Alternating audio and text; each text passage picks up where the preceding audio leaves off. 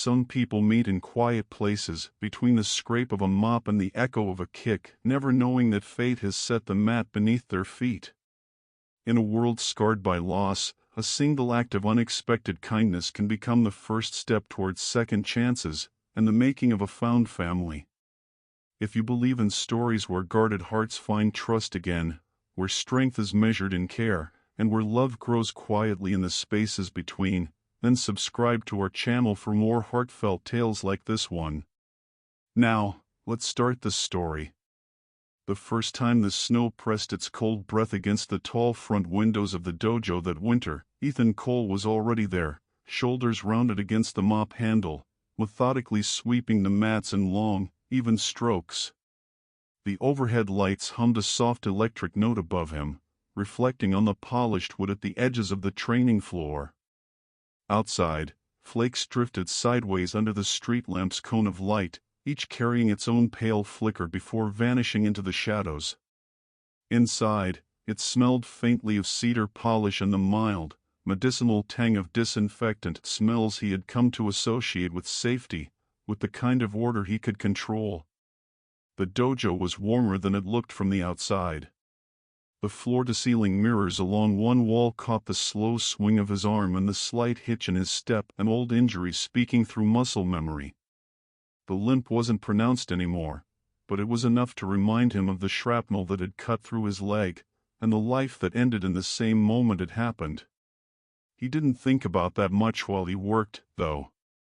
Work here was simple. Predictable. A space to keep his eyes on his son without hovering too close. Noah's laughter drifted from the far end, where the kids' class was wrapping up. 7 years old, all elbows and stubbornness, his sandy hair damp with sweat under the loose knot of his headband. He stood in line with the other children, listening to Sensei Hirata's closing words. Every now and then, his gaze flicked toward Ethan, checking that he was still there. He always was. Ethan glanced at the clock above the mirror, 5 minutes left until class bowed out. He slowed the mop, making his final pass along the wall, then leaned the handle against the supply closet door. His work here was done for the night, but he stayed in place, watching Noah adjust the hem of his gi as the class came to its end. The ritual unfolded the way it always did, Sensei Hirata calling the bow, the students replying in unison, the rustle of uniforms as they stepped back from the mat. Parents gathered their coats, shook snow from their boots. Ethan stayed still until Noah padded over, his belt in his hands. The boy offered it wordlessly, and Ethan took it with the same quiet focus he always did, folding it lengthwise, smoothing the creases, and tucking the ends under in a neat square.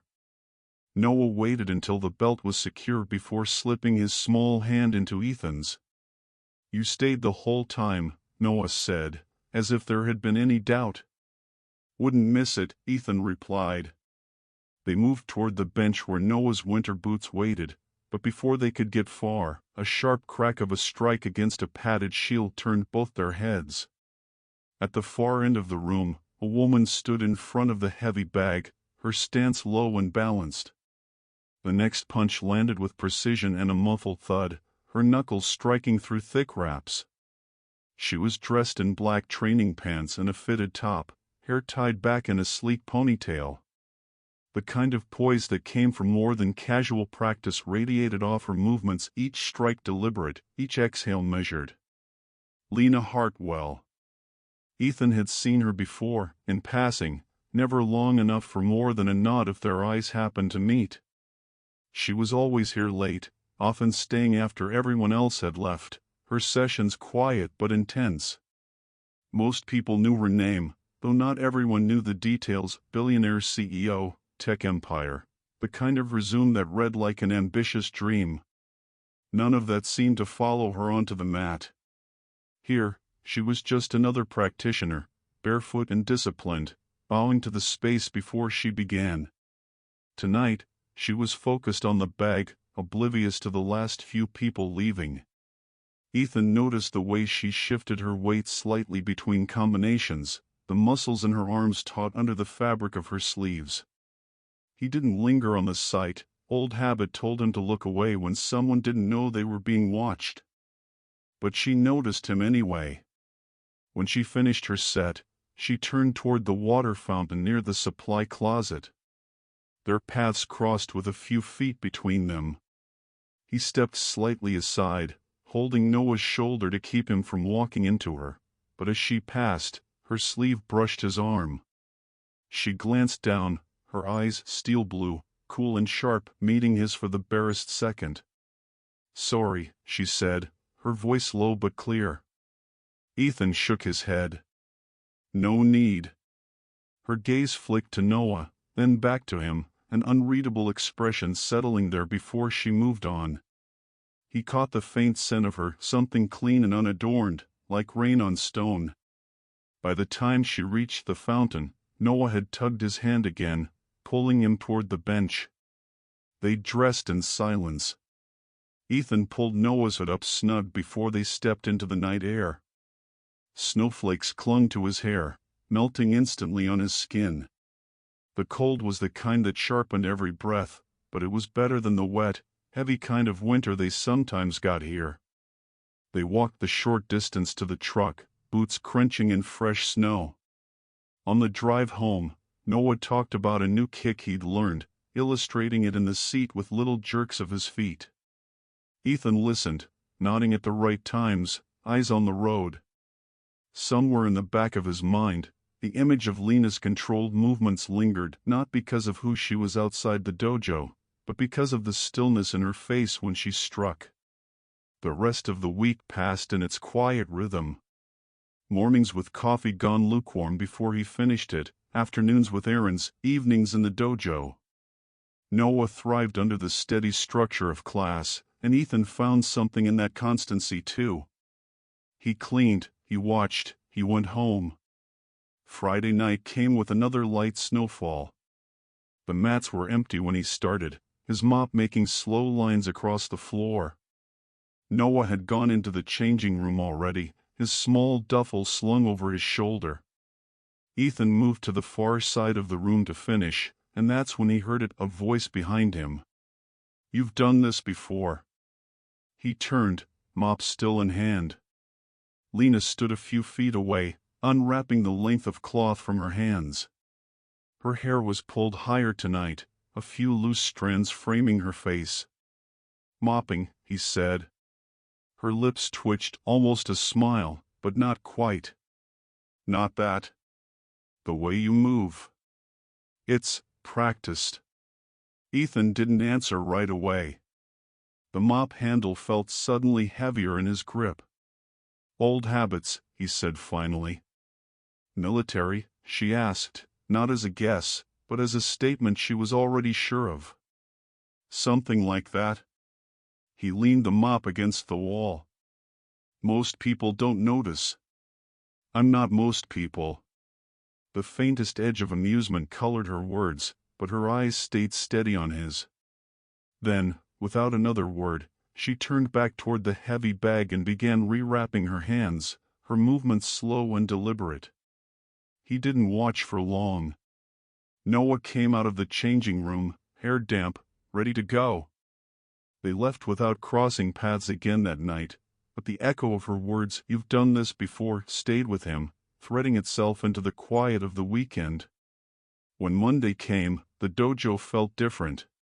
Not louder, not busier, just charged in a way he couldn't name. Ethan told himself it was nothing, that she was nothing more than another person in the room. But when Noah ran off to join his class and Ethan stepped onto the mat to clean, he noticed Lena already there, shadowboxing in the far corner. Her eyes met his for half a second before she turned away, but that was enough to make him pause mid-step. He continued his work without a word.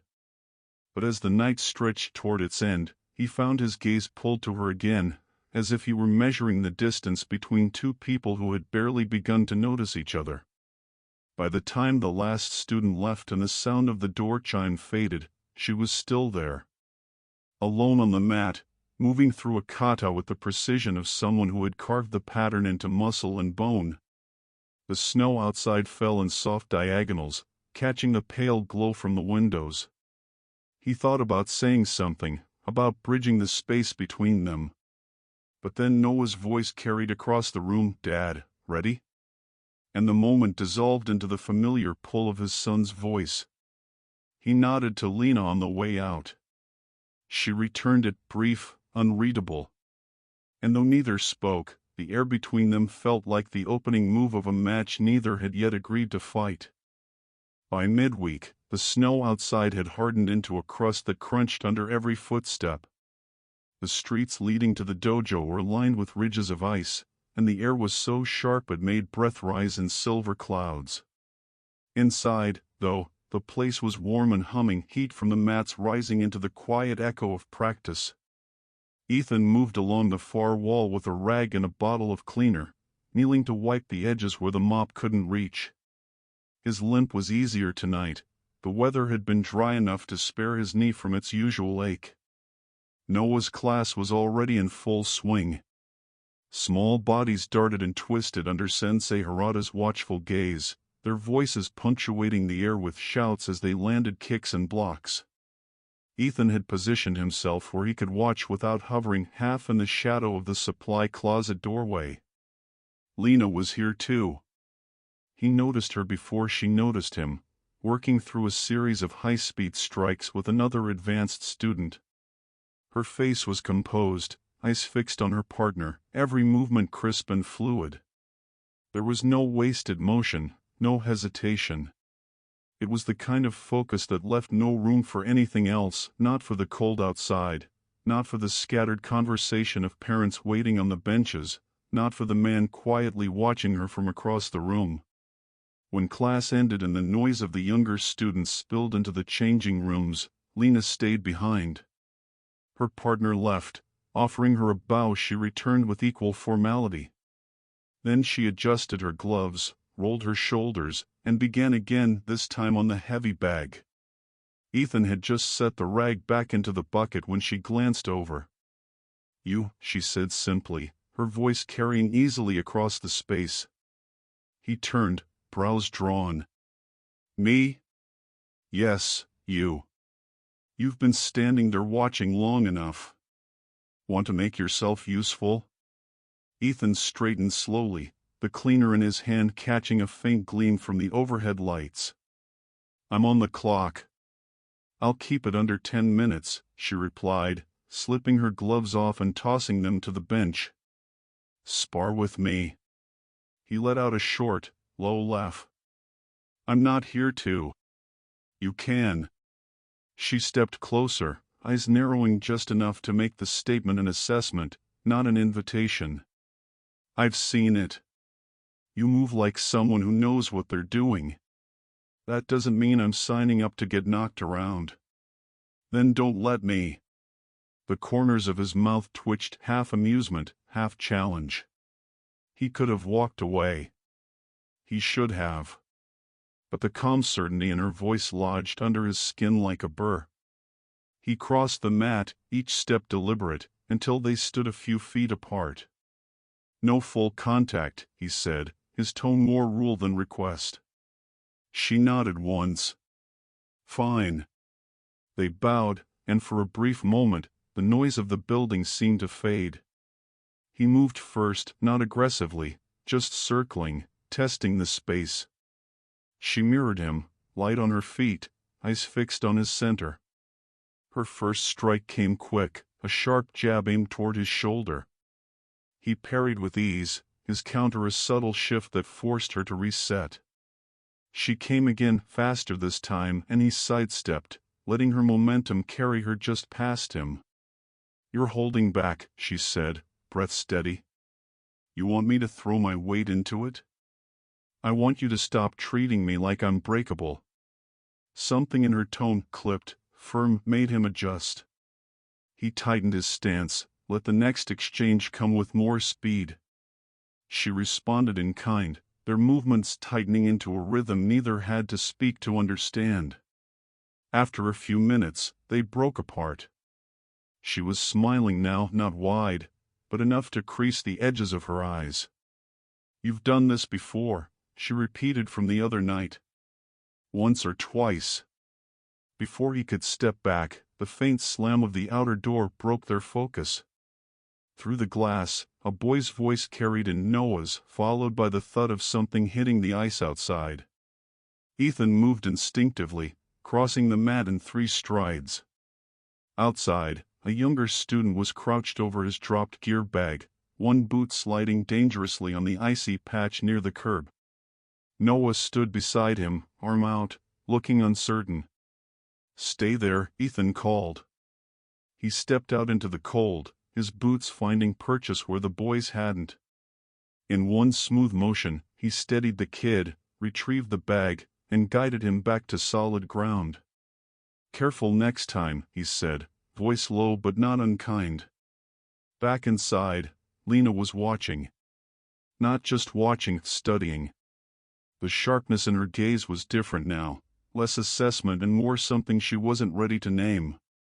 "You always react like that?" she asked when he returned. "Like what?" "Like there's no other option but to step in." He didn't answer right away. Force of habit. The conversation might have ended there, but the next evening, something small and unexpected happened. He found a pair of training gloves on the bench where he usually left his mop, worn but good quality, the leather soft and well-kept. There was no note, no explanation, but when he glanced across the room, Lena was mid-combination with another student, her expression unreadable. He didn't touch the gloves at first. They stayed on the bench through the whole of Noah's class, through the clatter of boots and coats in the changing area, through the quiet after the last of the kids left. It wasn't until the building had settled into its empty nighttime hum that he picked them up. They fit well. She was still here, of course, working through a form with the steady cadence of someone who didn't tire easily. When he stepped onto the mat wearing the gloves, she paused, only for a heartbeat, then dropped into a stance. They didn't speak. The spar began slow, measured each strike and block like a question asked and answered. He noticed things about her now that he hadn't before, the way she shifted her weight before throwing a kick, the way her breathing stayed even no matter the pace, the slight twitch in her left wrist from an old injury she didn't bother to hide. This time, he didn't hold back. Not entirely. Enough to make her work for every opening, enough to make his own pulse quicken. Once, she feinted right and nearly caught him with a left hook, and for the first time in years, he felt that familiar snap of adrenaline in his chest. When they stopped, they were both breathing harder. She peeled off her gloves, her hair damp at the edges. "Better," she said simply. "Not bad yourself." As they gathered their things, she hesitated, as if weighing something. "Why don't you fight anymore?" He pulled the Velcro on his gloves loose, careful with the motion. "Some fights don't leave you when they're over." She didn't push. They left the dojo at the same time, stepping into the brittle cold. Snowflakes spun in the amber glow of the street lamps, settling on the shoulders of her coat. At the curb, she turned toward a sleek black car parked under the nearest light. He headed for his truck. "See you tomorrow," she called over her shoulder. He didn't answer immediately, just gave a short nod before climbing into the driver's seat. That night, long after Noah had gone to bed, Ethan found himself turning the gloves over in his hands. They smelled faintly of the dojo wood, polish, and something sharp that clung to memory more than scent. He set them on the counter, but they stayed in his line of sight until the lights went out. The next day, he brought them back. By week's end, the sparring had become a quiet fixture, never planned, never discussed, just something that happened when the room thinned out and the night edged toward closing time. Neither spoke much during these bouts, but the silence wasn't empty. It held the weight of something forming, slow and steady, like ice layering over water. One night, as they unlaced their gloves, Lena's gaze lingered on the faint hitch in his step. "Old injury?" He kept his voice neutral. "Something like that. You should rest it." "It's fine." She studied him for a moment, then dropped it. They walked out together, the street quiet under fresh snow. She unlocked her car but didn't get in right away. Instead, she looked at him across the thin veil of falling flakes. You don't spar like someone proving a point. You spar like someone who's measuring. Maybe I am. What are you measuring? He didn't answer, and she didn't press. But as they turned toward their separate vehicles, the air between them felt different, charged, as if some line had been drawn without either of them saying so. When Ethan drove home that night, Noah asleep in the back seat, he kept one hand loose on the wheel, the other resting on the passenger seat where the gloves lay. The road ahead was dark, the snow thickening, but the memory of her voice, low, certain, cut through it. See you tomorrow. The storm rolled in without warning, a muted growl on the horizon that thickened into a white wall by late afternoon. By the time Ethan and Noah reached the dojo, the air outside was so heavy with snow it seemed to swallow the street lamps whole. The parking lot was an uneven patchwork of drifts, their edges curling against the wind. Inside, the lights glowed soft and steady, heat radiating from the mats like a quiet heartbeat. Attendance was thin that night, only a handful of kids clattering in through the front door, their coats dusted white. Sensei Hirata greeted each by name, his voice warm enough to cut through the weather. Noah peeled away from Ethan without hesitation, tugging off his boots and darting toward the others. Ethan shook the snow from his jacket, then carried his mop bucket to the far corner, where the shadows stretched longest. Lena was already here.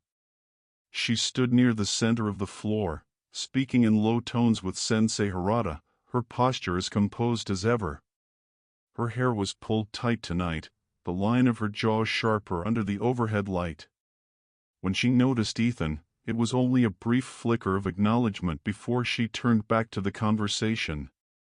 Class began with the usual bow, but the muffled howl of wind outside seemed to press in on the glass, making every voice sound closer than it was. Ethan watched Noah move through drills, his kicks cleaner than they'd been the week before, his stance holding steady under pressure. Pride swelled in the quiet way it always did, small, contained, but warm enough to anchor him.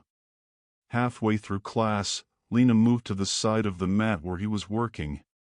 She leaned against the wall for a moment, watching the kids with him. Looks like he's improving, she said. He's been practicing, Ethan replied, eyes still on Noah. Doesn't need me hovering. Yet you're here every night. He didn't bother to deny it. Keeps me out of trouble. She tilted her head, studying him for a beat before pushing away from the wall. Stay after tonight. I want to try something. When the class ended and the last of the kids bundled up for the storm, Lena stayed, stretching out her shoulders.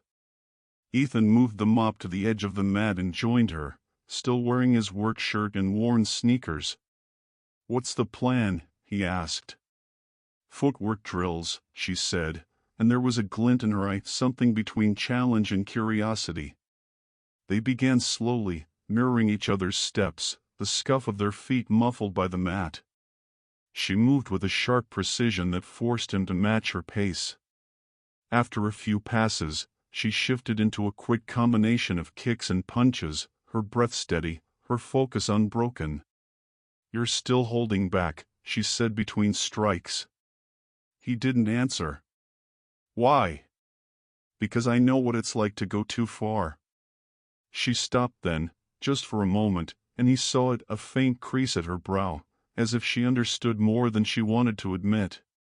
You think I can't handle it? I think you've already had to handle too much. The silence stretched, not uncomfortable but weighty. She broke it with a sharp turn, moving into another drill that forced him to follow. Their rhythm settled into something tighter, almost seamless. She'd feint, he'd counter, he'd shift, she'd close the gap. Neither spoke until they stepped back, breathing heavier than before. Ride's going to be bad out there, she said finally. I'll give you and Noah a lift.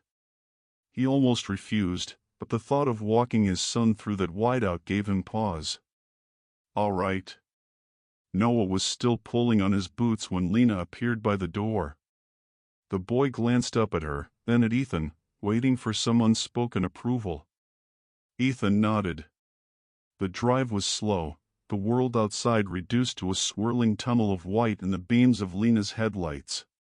The wipers dragged a steady rhythm over the glass. Noah chattered about class from the back seat, his voice small but animated. Lena asked questions without condescension, letting him explain each technique in his own way. When they reached Ethan's street, the plow hadn't been through yet. Snow rose in shallow ridges along the curb. She idled in front of his building, her hands still on the wheel. "You train here for him, don't you?" she asked softly, glancing toward Noah. "Partly," Ethan said. "Partly for me. But mostly, it's where I can keep him close." She didn't press further, just nodded once and waited for them to step out. The following evening, the storm had eased into a fine, drifting mist. The dojo smelled faintly of damp wool from the coats hanging near the door. Lena arrived later than usual, slipping in just as Ethan was stacking pads in the supply closet. "You've got good form," she said abruptly, catching him off guard. He straightened, dusting his hands. "It's not sport for me. It never was." "Then what is it?" He hesitated, then met her gaze. "Survival." She studied him in that way she had, as if weighing the truth behind his words. "Show me something. Not drills. Not sparring. Just what you know." The request hung between them. He stepped onto the mat, motioning for her to join. What followed wasn't a fight, exactly, more a slow unfolding of movement and memory. He demonstrated a disarm, guiding her wrist just enough for her to feel the shift in control. She tested the counter, her fingers brushing his arm as she broke free. They moved like that for several minutes, the space between them narrowing until it felt as though the rest of the room had dissolved. At one point, she caught his gaze and held it, their breathing the only sound. "Why don't you trust yourself?" she asked quietly. "Because trusting myself got people hurt." She didn't flinch. "And not trusting yourself?" He didn't answer. Later, as they unlaced their gloves, Noah appeared at the edge of the mat, holding a folded sheet of paper. "I made this," he said, handing it to Lena. She opened it carefully.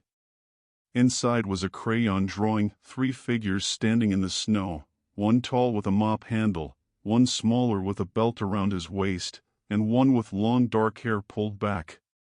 Beneath it, in uneven letters, the words, "Team." Lena's lips pressed together, but her fingers smoothed the paper as if it were something fragile. She folded it once, then tucked it into her coat pocket without comment. That night, Ethan found himself thinking about the way she'd held the drawing, carefully, almost reverently. He thought about the warmth in her voice when she'd spoken to Noah in the car, the way her eyes softened when she watched the boy move through drills. Over the next week, their sparring shifted. It wasn't just physical anymore. There was an unspoken exchange in every pause, every glance.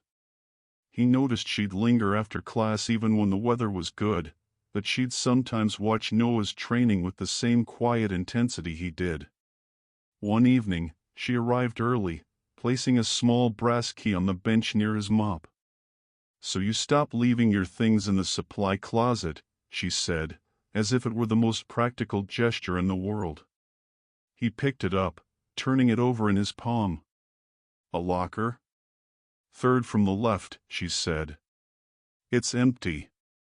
He wasn't sure what to say, so he settled on a nod. As the week closed, the air in the dojo felt heavier, not tense, but charged, like something was waiting at the edge of motion. Their last spar before the weekend stretched longer than usual, neither of them calling it. She pushed harder, he matched her pace. There was a moment where her kick met his block and they stayed there, balanced in the press of muscle against muscle, eyes locked. It broke when Noah's voice echoed from across the room. "Dad, ready?" Ethan stepped back, offering Lena a slight bow. She returned it, her gaze unreadable but not cold. When they left, the night was clear, the snow glittering under the street lights. Noah skipped ahead toward the truck, leaving them a few steps apart. "Thank you for the rides," Ethan said finally. "They're not charity," she replied. "They're convenient." But the curve at the edge of her mouth betrayed the understatement. As they parted, he felt the weight of the locker key in his pocket, warm from his hand. It was a small thing, maybe nothing to anyone else. But to him, it felt like the first shift in a guard he'd held too long. When he got home, Noah asleep in his bed, Ethan set the key on the counter beside the gloves. Two objects that didn't belong to him, yet somehow did now. The sight held him there longer than he meant to, until the clock marked the late hour and the house settled into silence. Some fights, he thought, weren't about winning. Some were about finding the space to stand without armor. And for the first time in years, he wasn't entirely alone on the mat. The notice went up on the dojo's corkboard a week before the showcase, a single sheet of white paper with neat block lettering announcing a winter demonstration for students and their families. Ethan read it while hanging Noah's coat on the wall hook, his hand lingering on the fabric longer than necessary. He could already imagine the crowd, the bright lights, the clapping. It was the kind of gathering he usually avoided. Noah, of course, was thrilled. "Can you come?" he asked, bouncing on the balls of his feet. "I'm always here," Ethan said. Lena was across the mat, working with one of the higher belt students. She didn't look up, but Ethan noticed her attention flicker in their direction, just for a moment, before she reset her stance and called for the next drill. That week passed in a measured rhythm. Snow piled along the street curbs, melting and refreezing into ridges of glassy ice. The dojo smelled faintly of sweat and wood polish, the air warm enough to make the windows fog at the corners. Ethan kept to his routines, cleaning, watching, sparring with Lena after hours, but there was a subtle shift in her manner.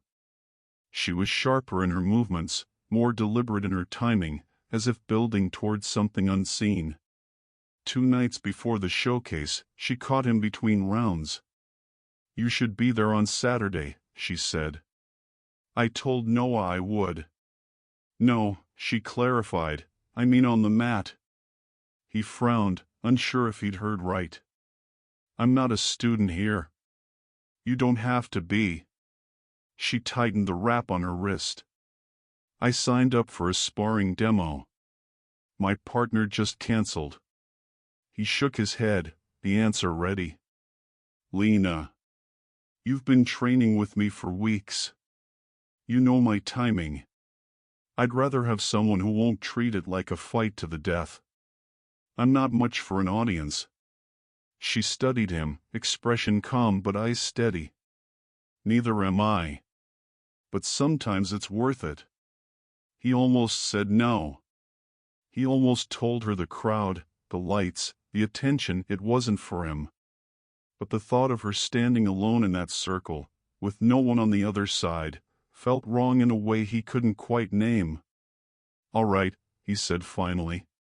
1 round. The morning of the showcase was sharp with cold, the kind that made breath linger in the air like smoke. Inside, the dojo was brighter than usual, sunlight spilling through the tall windows and pooling on the mats. Folding chairs lined the walls, parents and siblings filling them with low chatter and the rustle of coats. Ethan kept to the back, waiting for the earlier demonstrations to finish. Noah spotted him and grinned, waving from where his class sat in neat rows. Lena stood near the entrance to the mat, her GI crisp and perfectly tied, hair pulled back in a clean knot. She caught his eye, and there was the faintest curve at her mouth, a private signal. When Sensei Hirata called their names, the room quieted. They stepped onto the mat, bowing first to him, then to each other. For a moment, the crowd dissolved into the periphery. It was just her and him, the familiar weight of the air between them. They began slow, circling. Her first strike was measured, testing. He countered, forcing her to pivot. The rhythm came quickly, blocks, sidesteps, brief flurries of contact. She pressed harder, and he matched her pace, the sound of their movements filling the space in place of words. Halfway through, something shifted. She landed a clean kick to his side, and he felt the sting but didn't retreat. Instead, he stepped in, their movements tightening into a pace just shy of full combat. Every strike and counter held not aggression, but something layered: trust, familiarity, the kind of understanding that couldn't be built in a week. The audience leaned forward in their chairs. He caught fragments of their reactions, the quick intake of breath when she spun, the quiet murmur when he caught her wrist and released it without force. The pace quickened, neither pushing for a win, both testing and answering. For a split second, their eyes locked mid-motion, and it was as if the weeks leading up to this moment, every spar, every quiet conversation, every ride home, had been leading to that single connection. They broke apart on the final exchange, each landing in mirrored stances as the room erupted in applause. They bowed again, the respect in it unspoken but unmistakable. Afterward, she stood with him at the edge of the mat while the next pair took their place. "Not bad for someone who doesn't like an audience," she murmured. "You made it easier."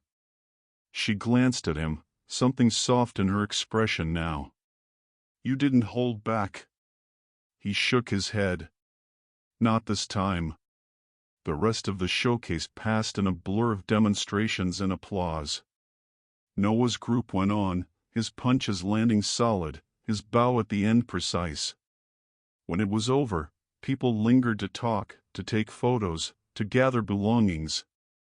Outside, the day had clouded over, snow falling again in slow, heavy flakes. Lena stood beside him as Noah bounded toward the truck, his boots leaving quick prints in the fresh layer. "I haven't trusted anyone in a long time," she said suddenly, her voice quiet but certain. He looked at her, the weight of her words settling between them. "You don't have to fight everything alone." For a moment, neither moved. Snow clung to her hair, her lashes. Then Noah came running back, grabbing both their hands without hesitation. She didn't let go. They walked together toward the truck, the world around them muted by the snow. Lena kept the folded drawing Noah had given her weeks ago in her coat pocket, the paper worn at the creases but intact. As they reached the curb, Ethan glanced at her, the faintest smile touching his face. "Some fights aren't about winning," he said quietly. "Some are about finding who's worth standing beside when the bell rings." She met his gaze, the snow falling thick between them. "Then I'd say this one was worth it."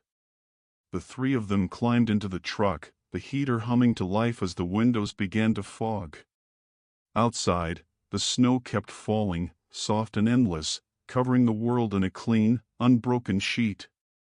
Inside, it felt, for the first time in a long while, like home. If this story touched you, subscribe or share where you're watching from. These stories matter.